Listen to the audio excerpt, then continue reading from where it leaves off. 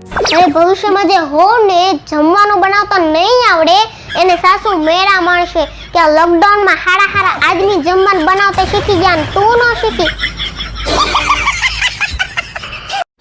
Corona vaccine ન મળે તો કઈ નહીં, પણ કોરોના દેખાયા ચશ્મા બની જાય ને તો ચંપલે મારી નાખે. હા,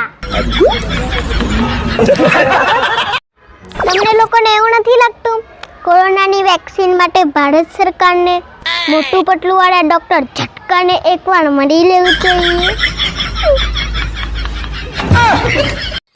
હવે બધા એમ કહે છે કે કોરોના હવાથી ફેલાય છે, એટલે બહુ હવા ન કરવી હો, અને જેને હોય ને એને કાઢી નાખવી.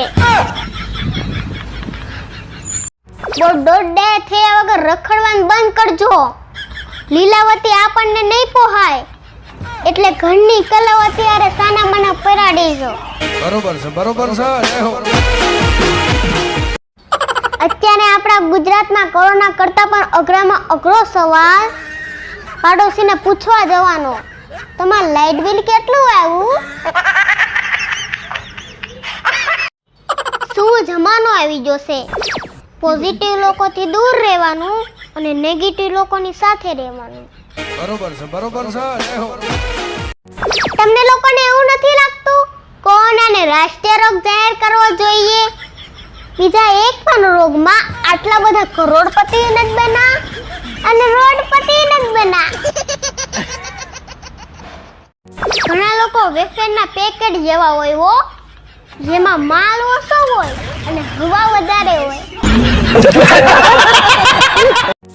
લોકડાઉનમાં જે લોકો એમ કહેતા હતા ને કે આ બધું ખુલી જાય ને તો સારું હો, અત્યારે એ જ લોકો એમ કહે છે કે એક અઠવાડિયા બંધ રહે ને તો ઘણો ફેર પડે હો.